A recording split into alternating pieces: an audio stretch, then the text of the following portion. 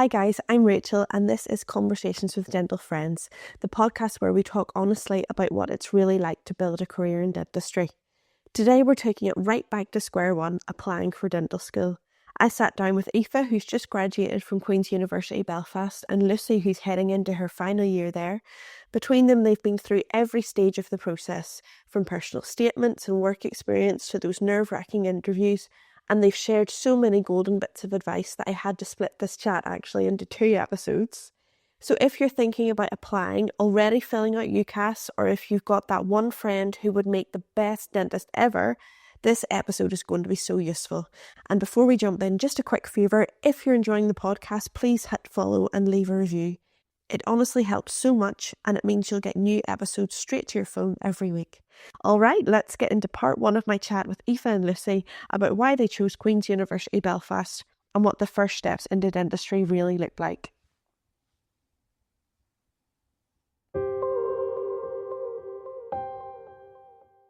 This podcast is sponsored by Dura Dental, a company that's been setting the standard in dental innovation for over 80 years. Whether it's their ultra-reliable suction systems, world-class hygiene solutions, or cutting-edge dental imaging technology, Dura Dental supports dental professionals who take their craft seriously. Check them out at duradental.com because excellence starts with the tools you trust. And of course, a huge congratulations to Oratol celebrating 60 incredible years this year. Happy birthday, Oratol. Here's to many more years of innovation and excellence. I truly couldn't imagine the dental industry without you. So happy birthday from Conversations with Dental Friends.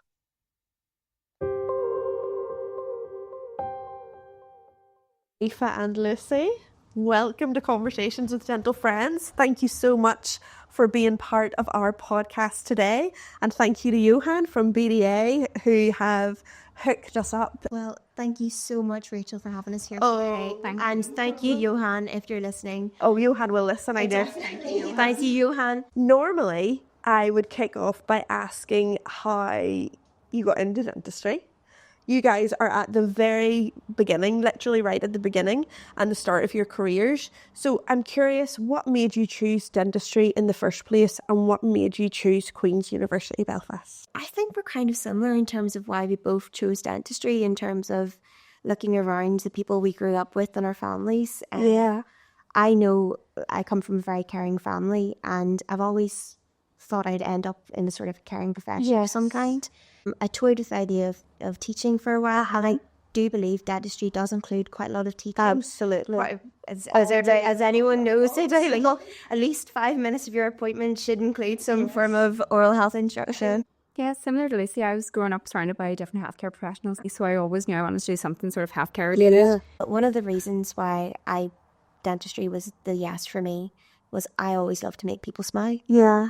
And it used to be from just a little joke or something like that. But that always made me feel so much happier, was just somebody having a smile. You don't know what sort of day that they're having. Yeah. If they can walk away with a small smile from a conversation, that's what was the most rewarding part to me. I love that. I hope that went in your personal statement, Lucy. It didn't actually. Oh my goodness. That was such a beautiful thing to say. I always liked doing things with my hands. I was sort of toying between a few different things. Right up until the end, I had law as well, but dentistry. But it was really the work experience that I did in dentistry and seeing implants and the practicality of everything and the hands-on sort of surgical side of dentistry that really drew me in. It's incredible, isn't it? Within the scope of things, what you can actually do, because a lot of us will have the perception of dentistry as a 5-minute dental health check, realistically.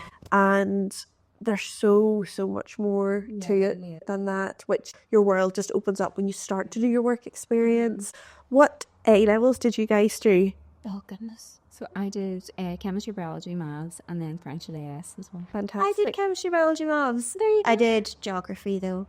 Is my very favorite. I was part of the COVID. I was in lower 6th when COVID started. Oh my goodness. Which is crazy. I didn't get my formal. I didn't. But you didn't get formal either, actually, even though I was upper 6th then. I'm a year older than Lucy. And yeah, we didn't get formal either. Did you have a plan for? Ours was supposed to be once everybody turned 18, we were going to have formal, so we didn't get it. No. You know, it's crazy when you think back to it now. I feel like you guys should get a formal. Oh no, don't worry with me. Dentistry is most in dentistry is 2 or 3 formals a year, especially with EDA. Oh my goodness, there's so many formals. I think we all just look for an excuse to get clammed up on a regular Yeah, basis. I'm happy for you then. That's good. Definitely. That's good. I was worrying this is a pivotal moment. You guys can't miss your formal. That's great. So you both had like really similar pathways. We know a lot of people who pick their A levels to based in dentistry kind of would do the same kind of similar things I did. I know I didn't do like straight dentistry, maybe should have done. I did a psychology degree at Queens first of all, and I did biology, chemistry, psychology, strong science background. I think is a obviously the best foundation. Really good. But I know a lot of people do art as well. And then you guys applied to Queens University Belfast. Can you walk us through a little bit of that application process? So I remember the UCAS form for dentistry, medicine and veterinary had to be a veterinary. And it's still the same now. So see, I think it's around the 15th of November. Yeah. Okay. I think it might even be October. It's really early in the year. Really early in the year. In by November. No, and do you know it has to be in earlier than the end of January, which is for the general UCAS application. Okay. Right. And I'm sure it was similar enough for you that your UCAS personal statement has to be basically purely dentistry. Yeah.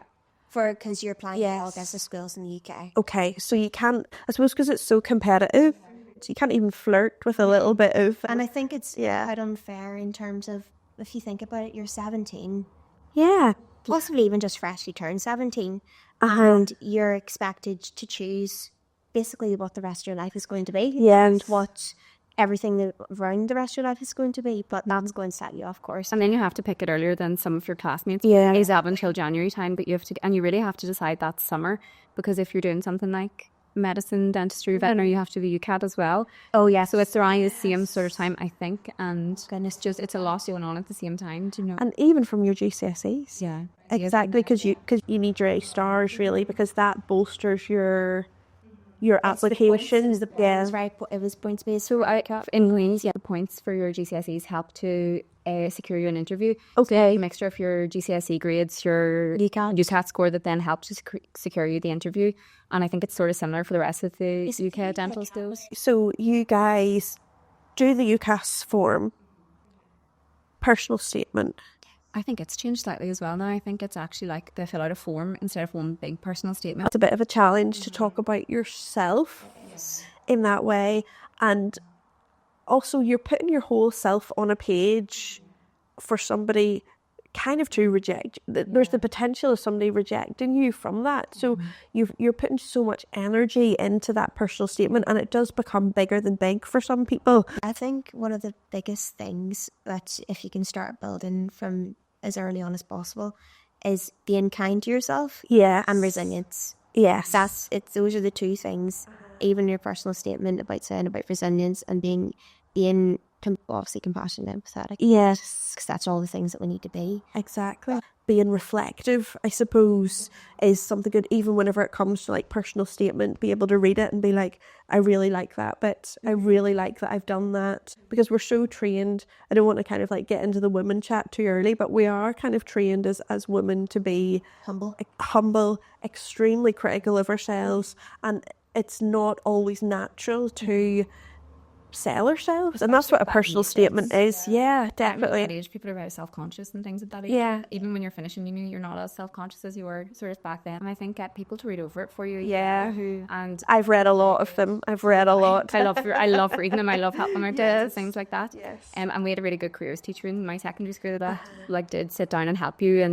And the principal of my secondary school, her niece did dentistry, so she got her to come in and talk to us, and it was just all those little things helped so much. It's the people around you that help push you that extra couple of centimetres is what really makes it a difference at the end of the day. And the encouragement coming from all angles as well, it really does help. And my mum was constantly reading over it for me and helping change things and different drafts. My older sister, she's been qualified as a dentist for 3 years.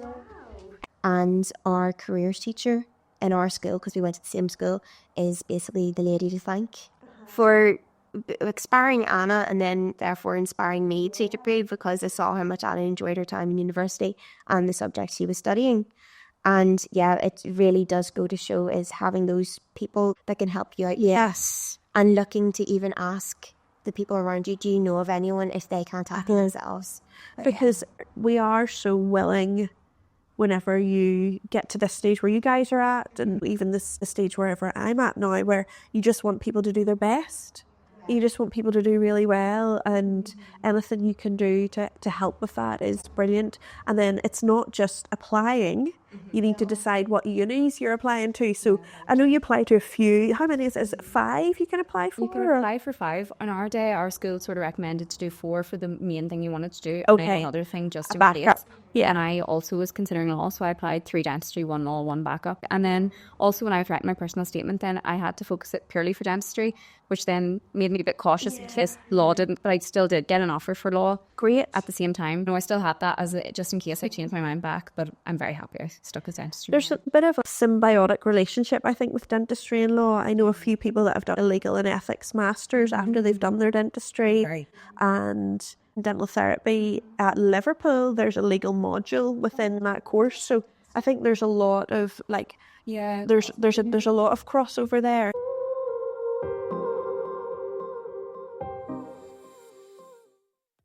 This episode is sponsored by Lighthouse Dental Company, your partner in creating beautiful, functional dental practices.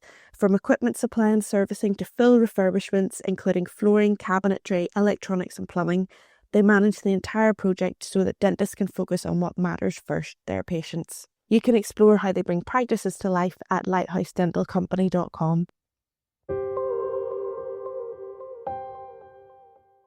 Let's talk about work experience. What kind of work experience did you guys do ahead of coming to uni that you would maybe want to talk about on your personal statement and things like that? I didn't get to do work experience until The COVID, until after I put my form in. Okay. So That's a risky little game. What if you didn't like it?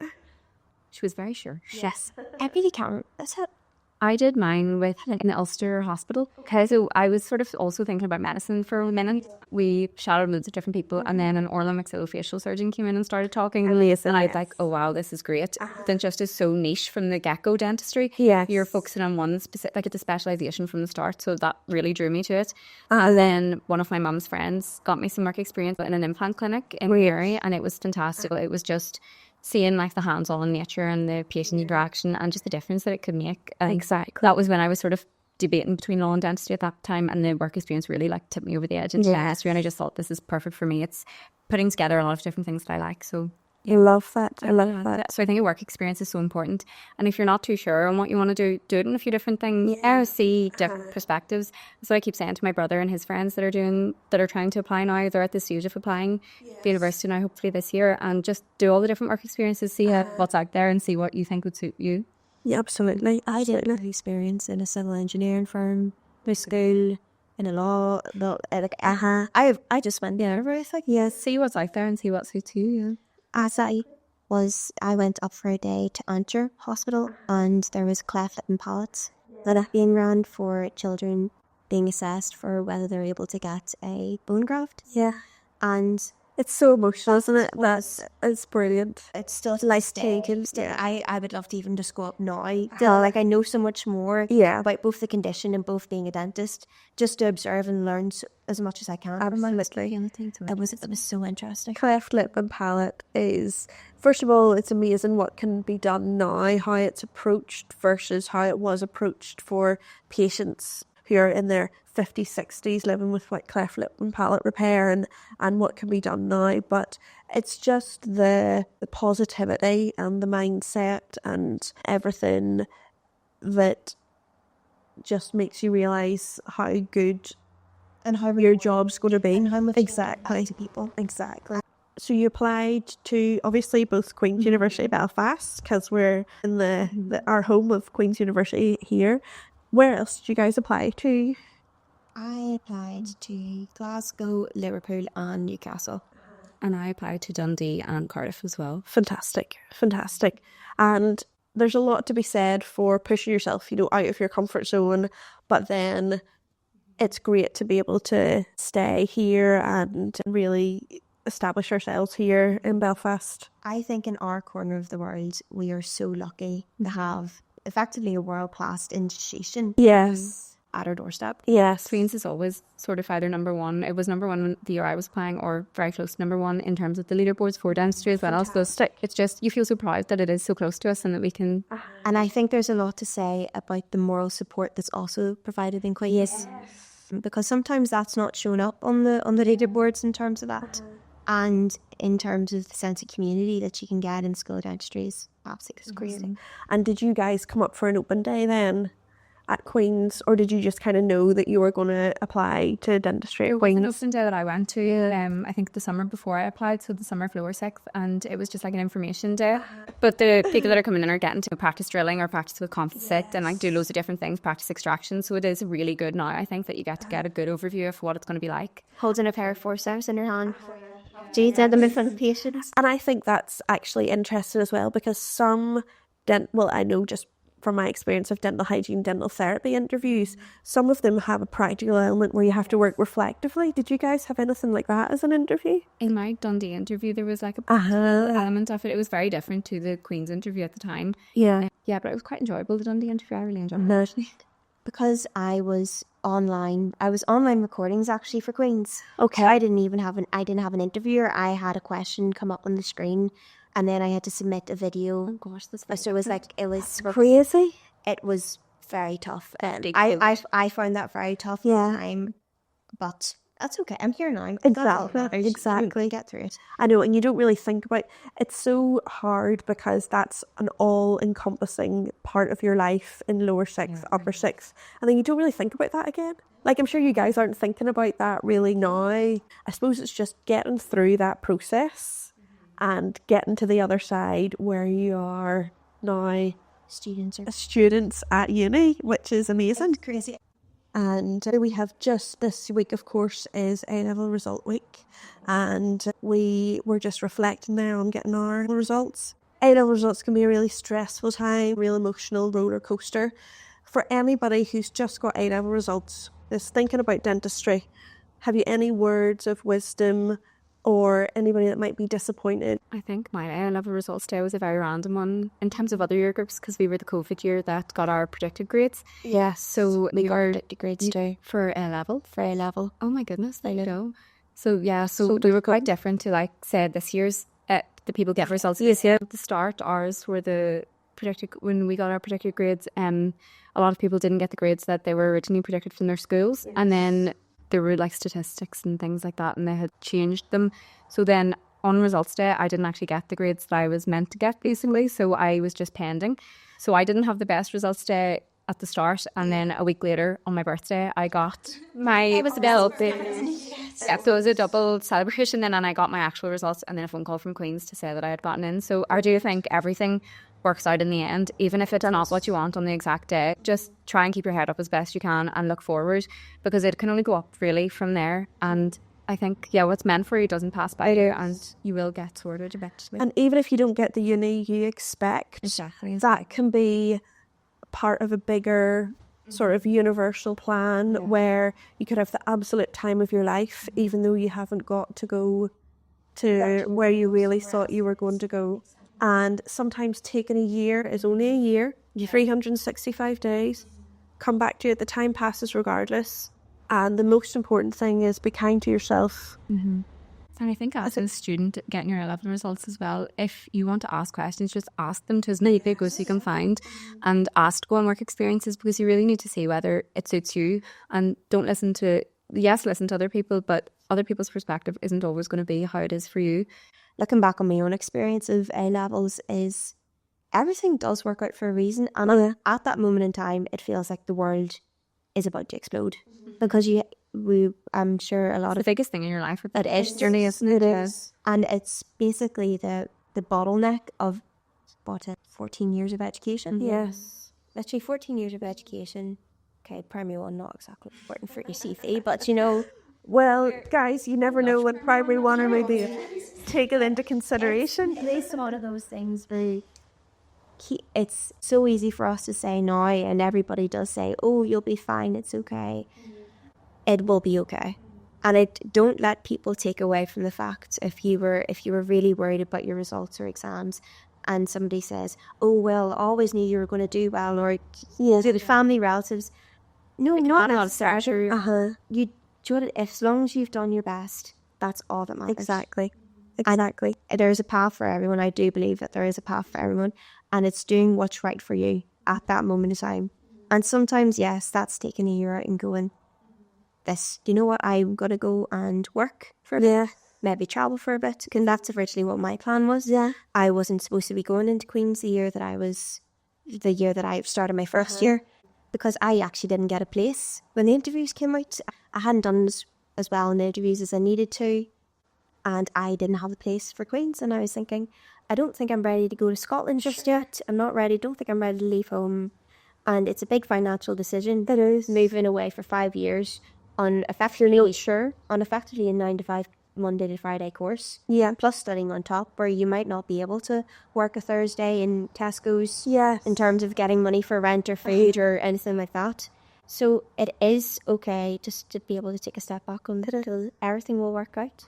And then I got a call from the classroom that I was working in. I had to go into the store cupboard, so swap chairs. Said, actually, there's a place that became available, and that was me in the next day.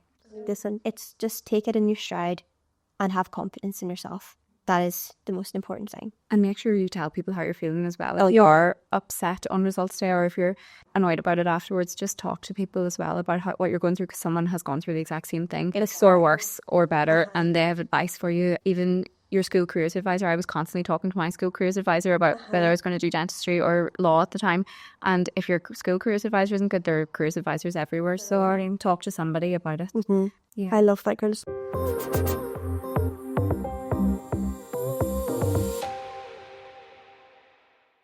That was such a good chat. I always get a bit emotional actually whenever we talk about A-level results day, because my results were not what I expected at all. So if that's you right now, please know that you're not alone. And if it has shaken you, my DMs are always open over on Instagram at homegirlhygienist. I love talking to Aoife and Lucy and just breaking down that first step of applying to dental school. Sometimes hearing someone else's story makes the whole process feel less overwhelming. I'll pop some helpful links in the show notes if you're thinking about applying to dentistry, or if Queens University Belfast is on your radar. And remember, if the results didn't go the way you hoped, talk to someone you trust, look into clearing, and keep your careers teacher in the loop. Like the girl said, try as many different things as you can, get that work experience, and when it comes to your personal statement, write it like you're hyping up your best friend. Honestly, it works. If you enjoyed this episode, please follow, subscribe, leave a quick review, or share it with someone who really needs to hear it. It honestly just helps so much. You can find the podcast over on Instagram at Conversations with Dental Friends. I'm over there too at Homegirl Hygienist. Plus I'm on TikTok if that's more your vibe. And that's it for part 1. I'll see you next week with part 2 of Surviving Dental School with Aoife and Lucy.